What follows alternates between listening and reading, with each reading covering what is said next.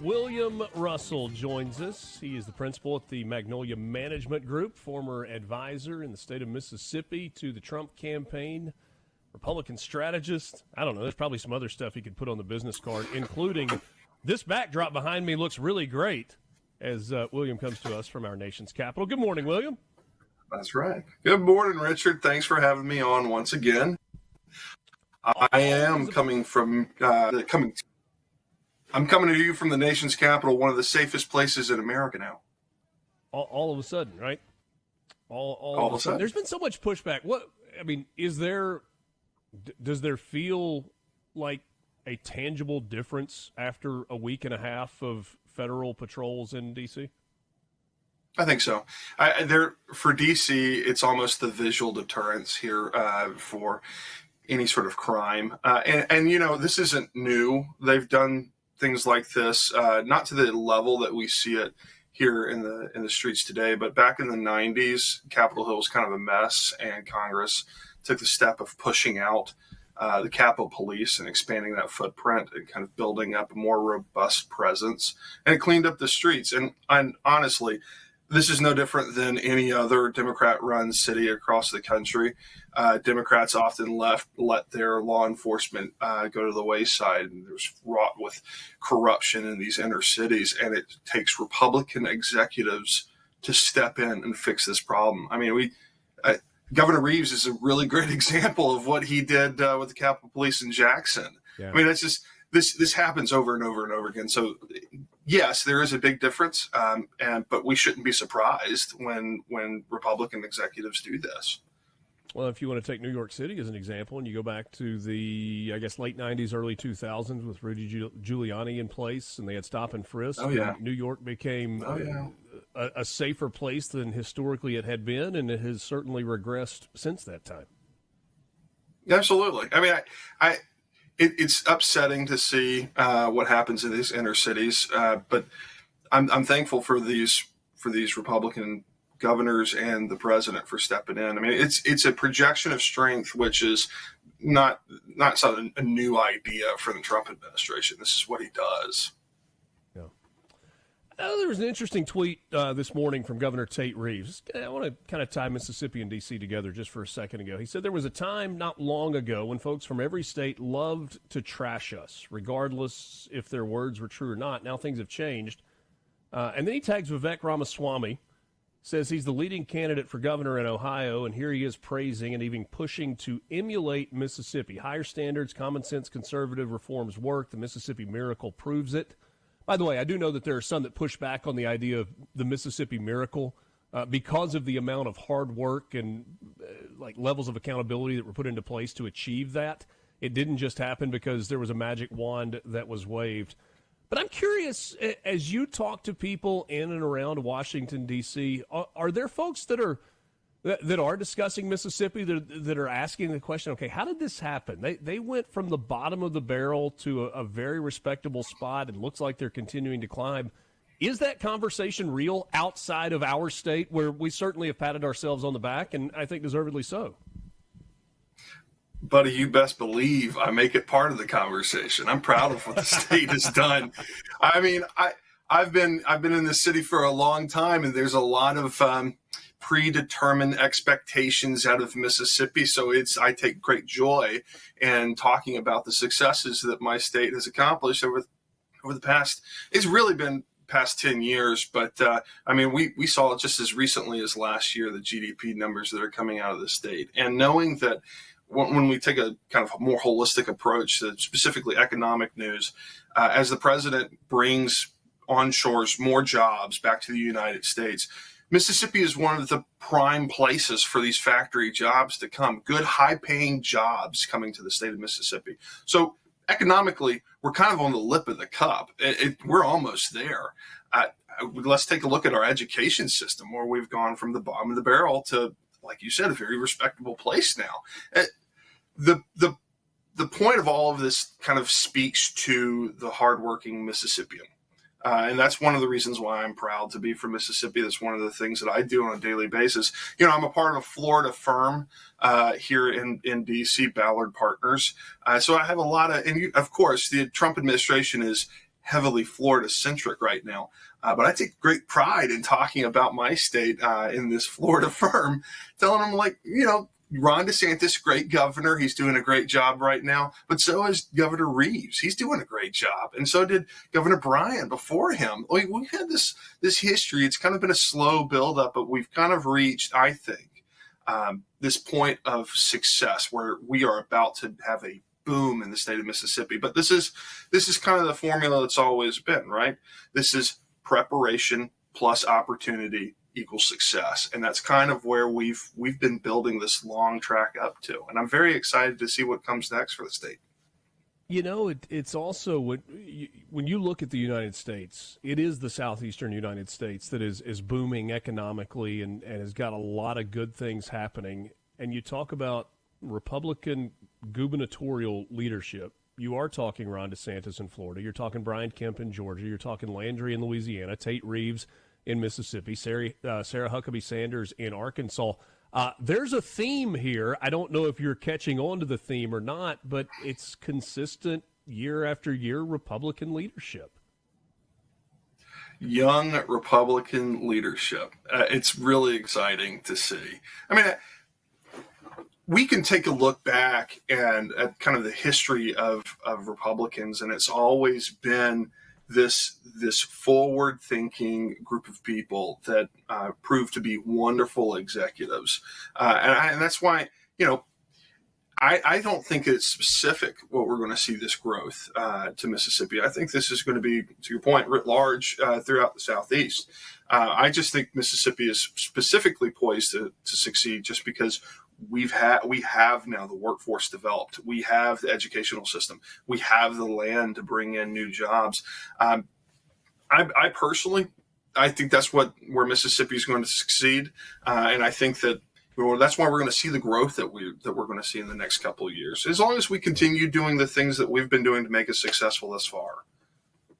Yeah. Sitting on your haunches or your laurels or whatever and talking about how good it is now, that doesn't allow you to stay. You got to keep moving. Shifting gears just for a second, the trade deal that was negotiated with the European Union that Donald Trump has talked about, and he's talked about van der Leyen, not Gretchen, Ursula van der Leyen, who's chair of the European Union, and getting that deal done. And she was kind of beat up over that. And there were pessimists who said, well, all they've done is agreed in principle. They've got to get to the point. Well, there was another step, and Howard Lutnick tweeted this morning, or posted this morning, said it's official. We finalized our historic U.S.-EU framework agreement on reciprocal, fair, and balanced trade. The European Union, with the second biggest economy in the world at $20 trillion, has opened its market. He points out that the deal does these things: eliminates EU tariff on all U.S. industrial goods, creates access to the vast European markets for American farmers, fishermen, and ranchers, delivers $750 billion in European energy demand during President Trump's term, and EU firms will invest another $600 billion in new investment into the United States economy. Can you speak to the significance of this? Because those are big numbers, and I feel like sometimes we almost get lost in big numbers. But getting beyond just an agreement in principle or an agreement verbally to framework being done, being one step closer to final signage and this going into pass? Well, I kind of want to take a step back and look at the tariffs writ large and what they do, because all of this is because of the tariffs that the president's put on. Like, let's take a look at the numbers just briefly. We've had a trade deficit now that has gone down by 16%, decreased 16% this year. We've had the lowest trade deficit that we had. Globally or with the European Union? Globally. Okay, globally. Down 16%. So I'm gonna take a global look at tariffs, and then let's talk about the European Union. Let's take China, for example. China's down to the lowest point trade deficit in 20 years. Let's talk about the numbers of the tariffs, the revenue that we're bringing in. We're going to have close to $300 billion brought in. Hold on. A conversation continuing now with William Russell from the Magnolia Management Group, part of Ballard Partners in D.C.'s former Trump advisor and part of the Trump team in Mississippi during the last go-around with elections, and always a good conversation We're talking about tariffs, big picture stuff, money coming in for the United States, trade deals, opening foreign markets, and all of that is well and good. And I'm right there with you in lockstep. But I do think we have to ask the question, yeah, but what about the effect locally? Because there are people that are hurting because of tariffs. Well, one of the things that Donald Trump said from the outset, he was upfront about this, is there's going to be some short-term pain. But the payoff is the long-term gains in all of this. How much are you hearing that with regard to short-term pain? Well, obviously, it's a talking point for the opposition, for Democrats on a daily basis. That's to be expected, though. None of this more is than that too, though, right? I mean, our farmers are talking about it. It has to do, and Sure. some manufacturing companies that are dealing with exports, they're talking about it as well. And there are some people that say our prices are going up. I don't know that prices have actually gone up much because of tariffs yet. Right. I don't know if that is going to be the case, or if it's going to be offset by more investment. Well, I think that you hit on a critical point here. One thing that we haven't talked about with all these tariffs is the more direct foreign investment that we're seeing in the United States.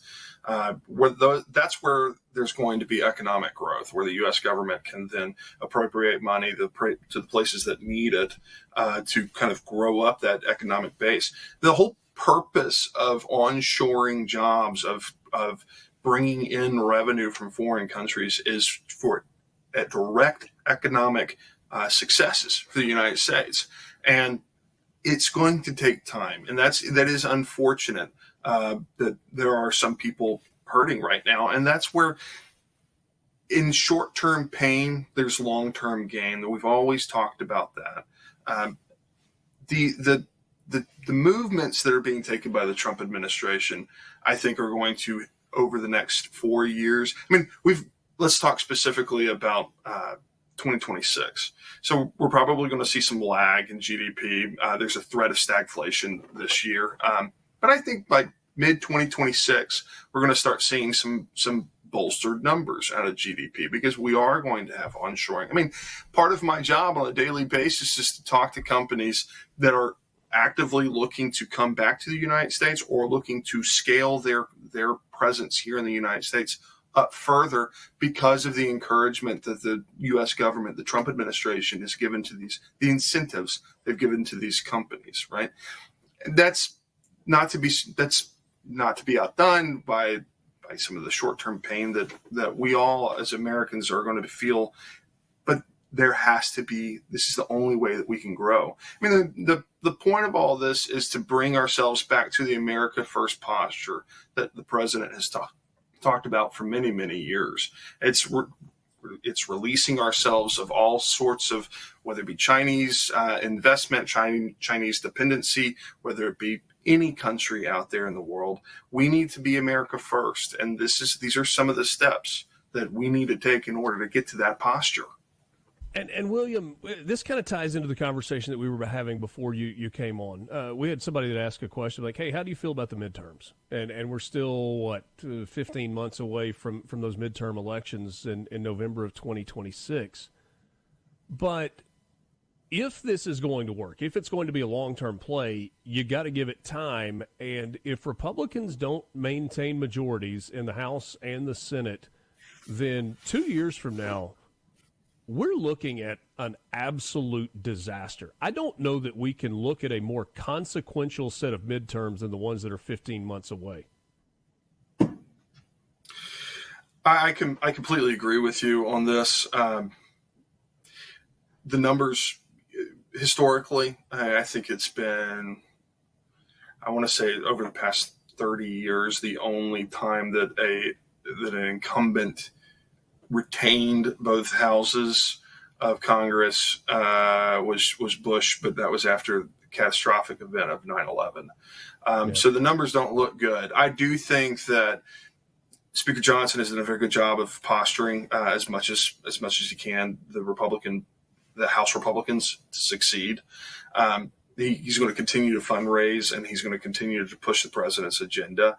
I think we're in the best place that we can possibly be for the midterms. They're going to continue to grow. Now, I will say, though, that we've got some time. What happens till next fall? There's a lot that can happen over the course of the next year. I will say, if you're a Republican that voted for President Donald Trump, you've gotten what you voted for. He has done exactly what he said he was going to do. Are you going to allow him to continue to do that going into the final 2 years of his second term as president? William, always appreciate the time. Hope it's a wonderful day in Washington, D.C., and look forward to visiting with you soon. You got it. Thanks, Richard. Mornings.